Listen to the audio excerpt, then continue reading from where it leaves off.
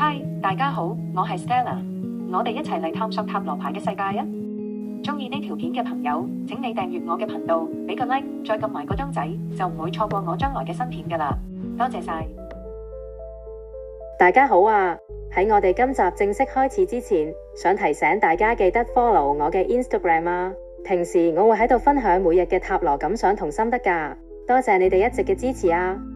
我哋之前已經一齊睇咗大牌 Major Arcana 愚人嘅旅程，而家我哋一路深入細牌 Minor Arcana 嘅世界，由權杖入面嘅數字牌開始，一張一張咁睇。今集我哋就嚟到一張好多人一抽到就會心一沉嘅牌，佢就係權杖10 Ten of Wands。呢張牌嘅感覺就係好攰啊，點解乜都係我做？我仲頂唔頂得順啊？好，今集我哋就嚟深入探討下呢張牌究竟代表住啲咩信息。喺呢張牌度你睇到啲咩呢？喺權杖嘅10號呢張牌上面，你會見到一個人孭住10支權杖，彎住腰向前行，視線幾乎被遮住。成張牌第一個感覺就係重到喘唔到氣。佢唔係冇能力，因為佢真係孭得起，仲行緊。但問題係佢孭得太多，多到睇唔清前面條路，多到連自己都變得好辛苦。呢10支權杖象徵責任、壓力、期望，同埋你樣樣都想做到最好，唔想放手嘅嘢。前面嘅小鎮代表終點同成果，即係話你其實已經好接近完成，只係用咗一個好辛苦嘅方式去撐。成張牌嘅信息好清楚，你唔係冇能力，你只係孭得太重。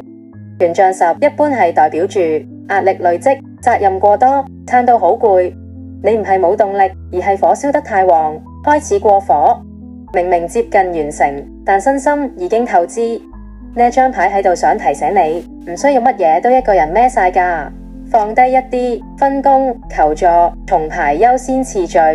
一句講晒，想成功到終點，就要用更聰明嘅方法。好，跟住呢，等我俾個簡單嘅例子大家啦。如果占卜嗰陣時見到權杖嘅10號牌，可以點樣解讀呢？一個最簡單嘅塔羅陣係會抽3張牌，分別代表住過去、現在同未來㗎。如果權杖嘅10號喺過去嗰個位置嗰度嘅話，你之前承擔過好重嘅責任同壓力，嗰段時間真係頂硬上，撐得好辛苦。如果權杖10喺現在嗰個位置嗰度嘅話，而家負擔已經去到極限。呢張牌喺度提醒你要放低一啲，唔好乜都自己孭啊。